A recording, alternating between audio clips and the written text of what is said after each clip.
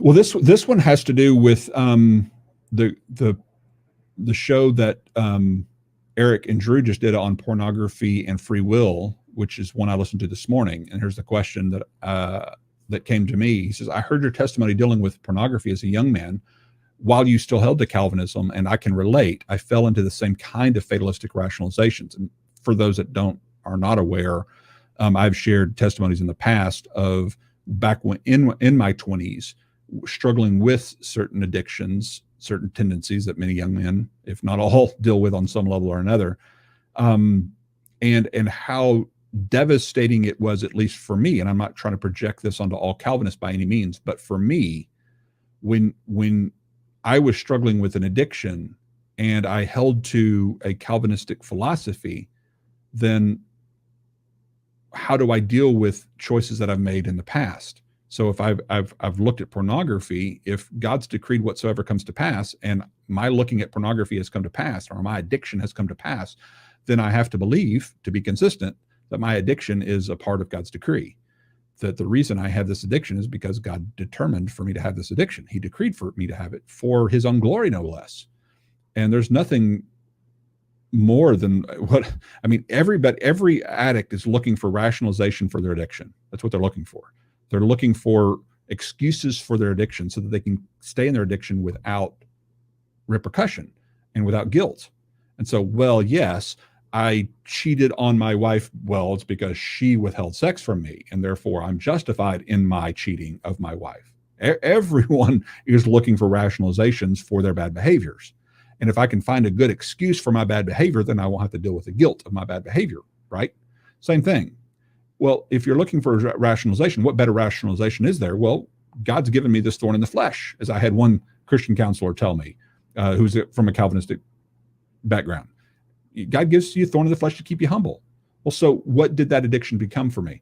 Oh, God's the one who's ordained for this sin in my life to keep me humble, like the thorn in Paul's flesh. And therefore, this is the way God's keeping me humble by decreeing for me to deal with this addiction. And this is God's way of keeping me humble and keeping me down to earth and realizing how my humility, he's keeping me grounded with this addiction. There's no worse thing in the world for a person who needs to overcome an addiction and needs to get out of the addiction to think God's the one who puts you in that addiction for his own glory and for your good. That's all an addict needs to stay in their addiction. And so what's one of the reasons the first step of the 12-step program for addiction recovery and those kinds of things is what? Hello, my name is so-and-so and I am an alcoholic. What are you doing? You're owning your addiction. It's me. It's all my responsibility. It's why I did that thing with Jordan Peterson. It's owning your choices. It's owning your own responsibility. So when you looked at pornography, or when you did whatever it is that we all deal with, addictions and sins of some sort, our own lives and our own journeys, when you did that thing, whatever it was, do you believe you could have and should have done otherwise? Or do you believe that you did that by decree? In other words, God is ultimately the one who determined that you would do that thing. Because how you answer that question I think will make a huge impact on your recovery from that thing. Because if you believe, I think as 1 Corinthians 10:13 says, that God always provides a way out when you're tempted, that means he's provided the grace that's sufficient for you to resist that temptation. So when you don't resist that temptation, it's not on God. It's not because God withheld the grace you needed. It's not because God didn't want you or desire for you or provide the means by which you could have resisted that temptation. But that's ultimately where the Calvinistic system has to land, which is reflected in several discussions and debates I've had with Calvinists on that very topic when I've asked them that question, is why do you sin as a Christian sometimes, if not free will? God decreed for you to sin? God determined your sin? How does that help you in your daily life? How is that tenable? How is that workable in your daily life? And so this particular questioner is saying, I can relate. I had those same kind of fatalistic rationalizations when I was a Calvinist. It hurt me in my own journey. And then he goes on to say, but to be honest, even after leaving Calvinism, I struggle with this addiction. What advice do you have for me? And I get this kind of question pretty regularly. I mean, I have 3 sons of my own. I've been in youth ministry for years. You can imagine, when I'm very vulnerable and open about my own struggles and my own problems, and I am in my personal life ministry as well as on the podcast. That's the thing. Sin grows in secrecy. Write that down somewhere, brothers and sisters. Sin grows in secrecy. It is killed by light. Sin is killed by the light. It grows in secrecy. It loves darkness. I'm reminded of that old VeggieTale thing. I used to watch VeggieTales with the kids, and there's that whole lie thing. And this plant, when it was in the darkness, it would just grow and grow and get huge. It was only when you took it out of the closet and put it in the light that it would start shriveling up, because sin survives in secrecy. And it's only when you bring it into light. And that's one of the reasons I'm very open about my own struggles and my own sins, because I know that as soon as I become,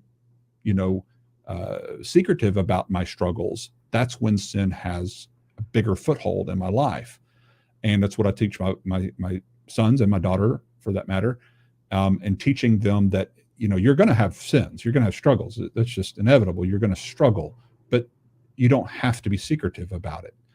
And that's one of the things, and I won't say which son or how this all happened, but just one of the most proud moments that I ever had with one of my sons was him just coming to me and saying, "Hey, here's what I'm dealing with. Here's what I'm going through." Actually, 2 different conversations with 2 different sons, had the same kind of conversations where they were just really open with me with what they were struggling with. Just like, "Oh, Dad, hey, I did this, and this, and I don't know what to do." Just wondering what. That to me is some of my proudest moments with my kids, because they are so much more mature than I was at that age in my own journey, that I could never imagine having that kind of open, almost even casual kind of conversation with my own father, to say, "Hey, this is what I dealt with," or "This is what I was doing," and that I was able to promote that kind of, foster that kind of relationship with my sons, that they felt like they could have that kind of honest, candid conversation with me. It's one of the proudest moments I've had as a father, when they were that open with me about their own struggle. And because sin doesn't survive in secrecy. And so my advice, I guess my advice to you, or for any of you who are watching that may be struggling with secret sins in your own life, is don't be secret about them. I know it's easier said than done, but you don't have to. And I'm not saying hang out your dirty laundry for everyone to see it. You've got to be careful about who you share everything with. I mean, there are safe friends for you to share things with, and everyone needs that persons in their life who know them fully but love them completely. Let me say that again. Let that sink in. People who know you fully and love you completely. Now, nobody knows you more fully than God, and loves you more fully and completely than God. But those relationships that are as close to that relationship as you can find that you have with Christ, of friends who can know you fully and still love you completely, and love you unconditionally, those are the kinds of friendships that are going to help to replace the need for that addiction. Addictions often start and thrive because of a lack of connection. And so when you have proper connections with your spouse, proper connections with friends, guys need guy friends especially, and girls need girlfriends especially, in these kinds of relationships, accountable relationships, friendships, where you're vulnerable with that person to the degree of almost would be embarrassing in any other walk and context. But for that relationship, it's perfectly normal. And you've got to have those kinds of friendships, and you've got to have those kinds of people that you establish that kind of relationship with. Now, I say that, and then I also recognize and understand that that's not easy to get. It's not, you can't just walk out in your backyard and find one of those kinds of friends. I get it.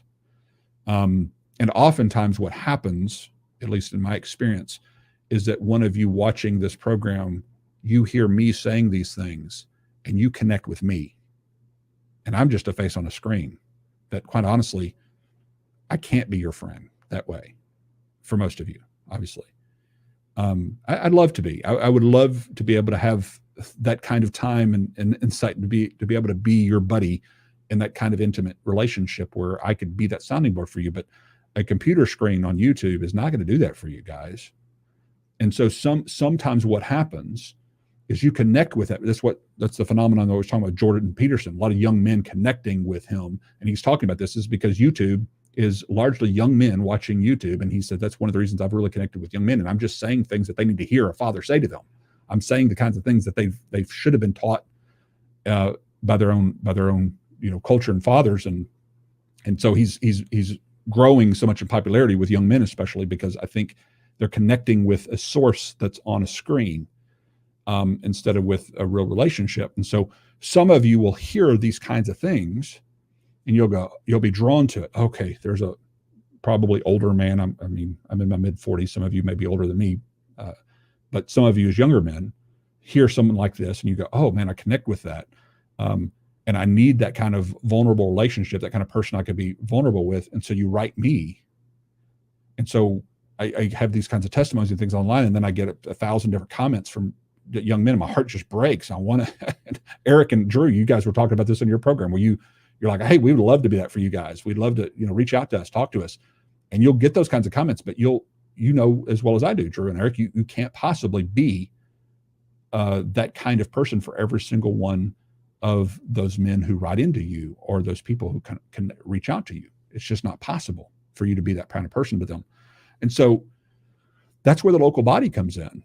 That's where your connection to that local church is so important, brothers and sisters, is where you find that place where you are present and active in studying the scriptures and finding relationships where you can develop and cultivate those kind of relationships that grow into those kind of lifelong friendships where you're vulnerable and responsible in that relationship with someone and who's able to hold you accountable to that kind of level of relationship. And so I would really highly recommend